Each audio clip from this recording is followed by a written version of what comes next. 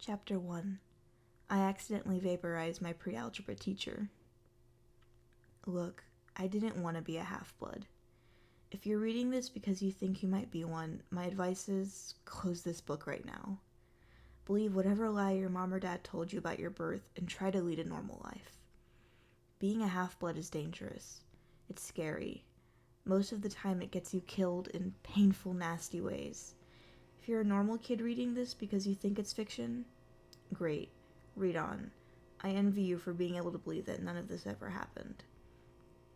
But if you recognize yourself in these pages, if you feel something stirring inside, stop reading immediately.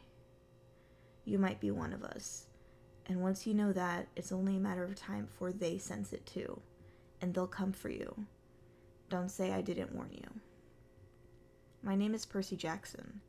I'm 12 years old. Until a few months ago, I was a boarding student at Yancey Academy, a private school for troubled kids in upstate New York. Am I a troubled kid? Yeah, you could say that. I could start at any point in my short, miserable life to prove it. But things really started going bad last May, when our 6th grade class took a field trip to Manhattan. 28 mental case kids and 2 teachers on a Yale school bus heading to the Metropolitan Museum of Art to look at ancient Greek and Roman stuff. I know, it sounds like torture. Most Yancey field trips were. But Mr. Brunner, our Latin teacher, was leading this trip, so I had hopes. Mr. Brunner was this middle-aged guy in a motorized wheelchair. He had thinning hair and a scruffy beard and a frayed tweed jacket, which always smelled like coffee. You wouldn't think he'd be cool, but he told stories and jokes and let us play games in class. He also had this awesome collection of Roman armor and weapons, so he was the only teacher whose class didn't put me to sleep. I hoped the trip would be okay. At least, I hoped that for once I wouldn't get in trouble. Boy, was I wrong. See, bad things happen to me on field trips. Like, at my 5th grade school when we went to the Saratoga battlefield, I had this accident with a Revolutionary War cannon. I wasn't aiming for the school bus, but of course I got expelled anyway. And before that, at my 4th grade school, when we took a behind-the-scenes tour of the Marine World Shark Pool, I sort of hit the wrong lever on the catwalk and our class took an unplanned swim. And the time before that, well, you get the idea. This trip, I was determined to be good. All the way into the city, I put up with Nancy Bobofit, the freckly red-headed kleptomaniac girl hitting my best friend Grover in the back of the head with chunks of peanut butter and ketchup sandwich. Grover was an easy target. He was scrawny. He cried when he got frustrated. He must have been held back several grades because he was the only 6th grader with acne and the start of a wispy beard on his chin. On top of all that, he was crippled. He had notes excusing him from PE for the rest of his life because he had some kind of muscular disease in his legs. He walked funny, like every step hurt him. But don't let that fool you. You should have seen him run when it was enchilada day in the cafeteria. Anyway, Nancy Bobofit was throwing wads of sandwich that stuck in his curly brown hair, and she knew I couldn't do anything back to her because I was already on probation. The headmaster had threatened me with death by in-school suspension if anything bad, embarrassing, or even mildly entertaining happened on this trip. I'm going to kill her, I mumbled. Grover tried to calm me down. It's okay. I like peanut butter. He dodged another piece of Nancy's lunch. That's it. I started to get up, but Grover pulled me back to my seat. You're already on probation, he reminded me. You know who'll get blamed if anything happens. Looking back on it, I wish I'd decked Nancy Bobofit right then and there. In-school suspension would have been nothing compared to the mess I was about to get myself into. Mr. Brunner led the museum tour. He rode up front in his wheelchair, guiding us through the big, echoey galleries, past marble statues and glass cases, full of really old black and orange pottery. It blew my mind that this stuff had survived for 2,000, 3,000 years. He gathered us around a 13-foot-tall stone column with a big sphinx on the top and started telling us how it was a grave marker, a stela for a girl about our age. He told us about the carvings on the sides. I was trying to listen to what he had to say because it was kind of interesting, but everybody around me was talking, and every time I told them to shut up, the other teacher chaperone, Mrs. Dodds, would give me the evil eye. Mrs. Dodds was this little math teacher from Georgia who always wore a black leather jacket, even though she was 50 years old. She looked mean enough to ride a Harley right into your locker. She had come to Yancey halfway through the year when our last math teacher had a nervous breakdown. From her first day, Mrs. Dodds loved Nancy Bobbitt and figured I was devil spawn. She would point her crooked finger at me and say, "Now, honey," real sweet, and I knew I was going to get after-school detention for a month. One time, after she'd made me erase answers out of old math workbooks until midnight, I told Grover I didn't think Mrs. Dodds was human. He looked at me real serious and said, "You're absolutely right." Mr. Brunner kept talking about Greek funeral art. Finally, Nancy Bobbitt snickered something about the naked guy on the stela, and I turned around and said, "Will you shut up?" It came out louder than I meant it to. The whole group laughed. Mr. Brunner stopped his story. "Mr. Jackson, did you have a comment?" My face was totally red, I said. "No, sir." Mr. Brunner pointed to one of the pictures on the stela. "Perhaps you'll tell us what this picture represents." I looked at the carving and felt a flush of relief because I actually recognized it. "That's Kronos eating his kids, right?" "Yes," Mr. Brunner said, obviously not satisfied. "And he did this because..." Well, I racked my brain to remember. Kronos was the king god. And... God? Mr. Brunner asked. Titan, I corrected myself. And he didn't trust his kids who were the gods, so, Kronos ate them, right? But his wife hid baby Zeus and gave Kronos a rock to eat instead. And later, when Zeus grew up, he tricked his dad Kronos into barfing up his brothers and sisters. "Ew," said one of the girls behind me. "And so there was this big fight between the gods and the Titans," I continued. "And the gods won." Some snickers came from the group. Behind me, Nancy Bobbitt mumbled to a friend, "Like we're going to use this in real life. Like it's going to say on our job applications. Please explain why Kronos ate his kids." "And why, Mr. Jackson?" Brunner said. To paraphrase Miss Bobbitt's excellent question, "Does this matter in real life?" "Busted," Grover muttered. "Shut up," Nancy hissed, her face even brighter red than her hair. At least Nancy got packed too. Mr. Brunner was the only one who ever caught her saying anything wrong. He had radar ears. I thought about his question and shrugged. "I don't know, sir." "I see." Mr. Brunner looked disappointed. "Well, half credit, Mr. Jackson. Zeus did indeed feed Kronos a mixture of mustard and wine which made him disgorge his other 5 children, who, of course, being immortal gods, had been living and growing up completely undigested in the Titan's stomach. The gods defeated their father, sliced him to pieces with his own scythe, and scattered his remains in Tartarus, the darkest part of the underworld. On that happy note, it's time for lunch. Mrs. Dodds, would you lead us back outside?" The class drifted off, the girls holding their stomachs, the guys pushing each other around and acting like doofuses. Grover and I were about to follow when Mr. Brunner said, "Mr. Jackson." I knew that was coming. I told Grover to keep going, then I turned toward Mr. Brunner. "Sir?" Mr. Brunner had this look that wouldn't let you go, intense brown eyes that could have been 1,000 years old and had seen everything. "You must learn the answer to my question," Mr. Brunner told me. "About the Titans?" "About real life and how your studies apply to it." "Oh."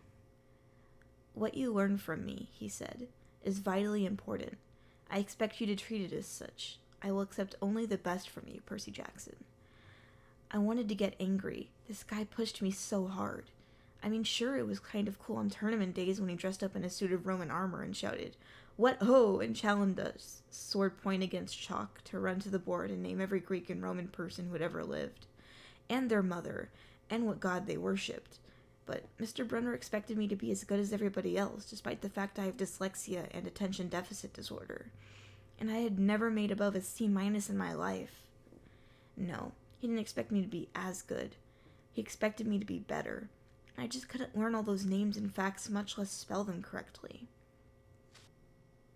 I mumbled something about trying harder, while Mr. Brunner took one long sad look at the stela, like he'd been at this girl's funeral. He told me to go outside and eat my lunch. The class gathered on the front steps of the museum, where we could watch the foot traffic along Fifth Avenue. Overhead, a huge storm was brewing, with clouds blacker than I'd ever seen over the city.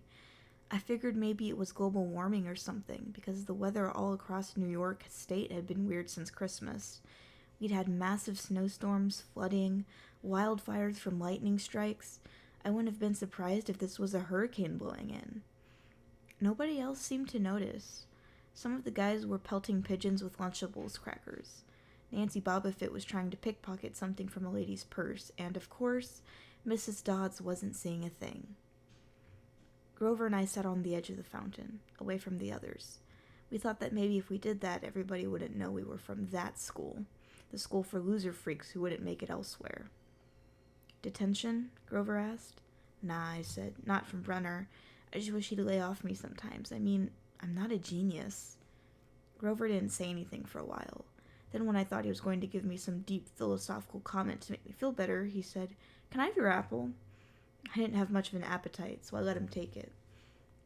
I watched the stream of cabs going down Fifth Avenue and thought about my mom's apartment, only a little ways uptown from where we sat. I hadn't seen her since Christmas. I wanted so bad to jump in a taxi and head home. She'd hug me and be glad to see me, but she'd be disappointed too. She'd send me right back to Yancey. Remind me that I had to try harder even if this was my 6th school in 6 years, and I was probably going to be kicked out again. I wouldn't be able to stand that sad look she'd give me. Mr. Brenner parked his wheelchair at the base of the handicapped ramp. He ate celery while he read a paperback novel. A red umbrella stuck up from the back of his chair, making it look like a motorized cafe table. I was about to unwrap my sandwich when Nancy Bobofit appeared in front of me with her ugly friends. I guess she'd gotten tired of stealing from the tourists and dumped her half-eaten lunch in Grover's lap. Oops, she grinned at me with her crooked teeth. Her freckles were orange as if somebody had spray-painted her face with liquid Cheetos. I tried to stay cool. The school counselor had told me a million times, "Count to 10, get control of your temper."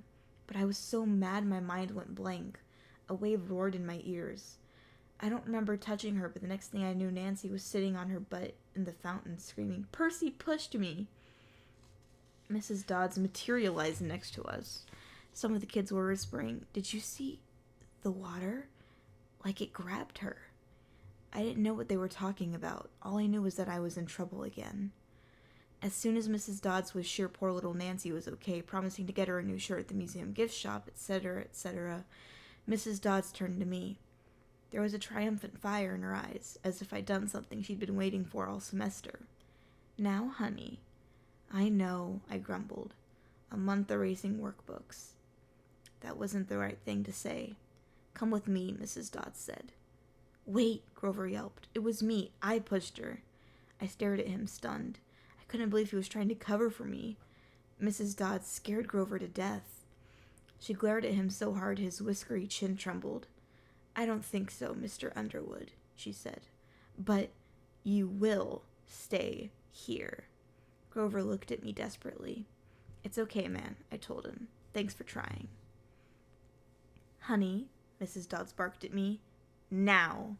Nancy Bobofit smirked. I gave her my deluxe "I'll kill you later" stare. Then I turned to face Mrs. Dodds, but she wasn't there.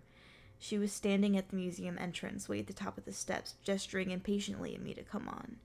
How'd she get there so fast? I have moments like that a lot, when my brain falls asleep or something, and the next thing I know I've missed something. As if a puzzle piece fell out of the universe and left me staring at the blank place behind it. The school counselor told me this was part of the ADHD, my brain misinterpreting things. I wasn't so sure. I went after Mrs. Dodds. Halfway up the steps, I glanced back at Grover. He was looking pale, cutting his eyes between me and Mr. Brenner like he wanted Mr. Brenner to notice what was going on, but Mr. Brenner was absorbed in his novel.